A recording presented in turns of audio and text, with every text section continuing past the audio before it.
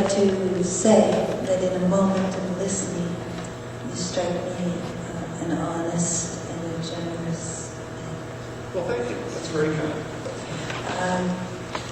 Not too long ago, maybe 2 weeks ago, I came back to Rapid City for the funeral of my best childhood friend, and she was a very loved woman in Rapid City. Who was your best childhood friend and why? And would you tell us who you think is the most loved person in your town? The most loved person in my town?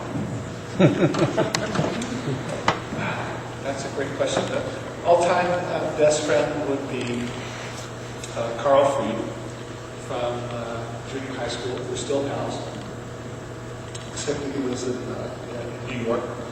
And if he ever writes the town off book, I'm done.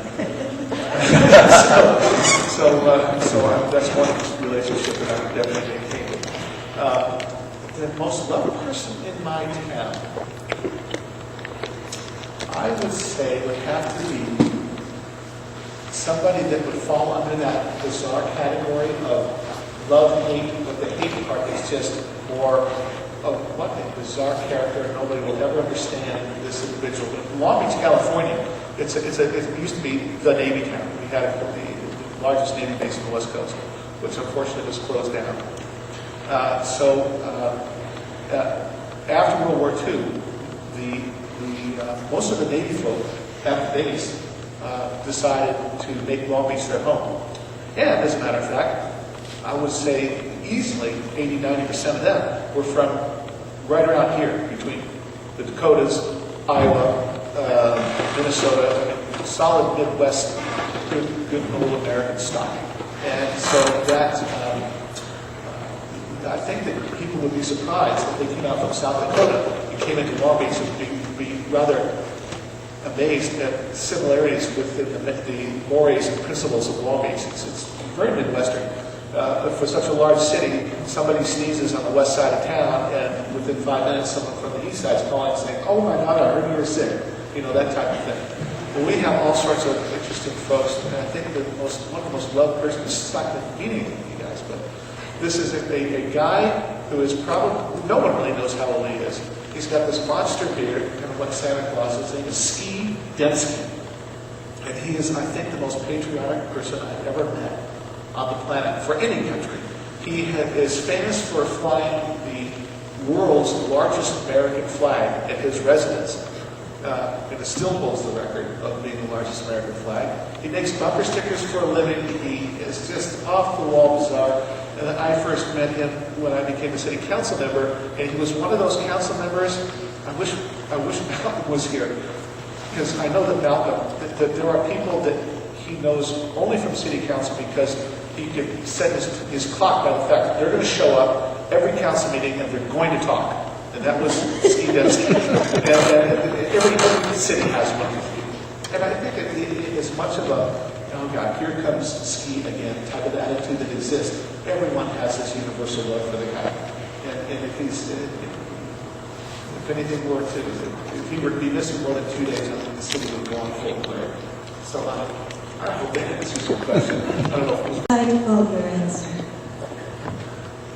When you first charted your course as a young adult, what did you have in mind? How did you chart your course? Still charting. Let's hear it. Still charting. I didn't really know what I wanted to do. My fourth year in college, I knew that I wanted to do something with regard to the operation of government. And I was interested in the environment, but I didn't have any clue as to how to blend those two elements. This is probably one of the only times, the old saying, I was sitting on my dad's knee, and I learned this is probably the only one where I went to him and we actually, he had the solution. And unfortunately, I realized too late in life that he really had the solution to just about any problem that ever existed. But So he recommended, he said, why don't you go to work for this electric utility in California called Southern California Edison, because they have a unique situation of being an investor-owned corporation, so you'll have security and a job as long as you perform, do well, but at the same time they're heavily interactive with local governments because of regulations, things of that nature. And that's what put me, I think, one of the things that put me here today, got me interested in energy conservation, energy load management, also renewable fuel sources, was my experience through Edison, which was suggested by Dan. But it's such a vast field, and unfortunately, at 49 years old, I still have the attention span of a 3-year-old, so I really don't have any focus and direction. And fortunately, I'm in a position now that it has me in all sorts of different projects, which is good for me. I can be too bored to sit behind a desk and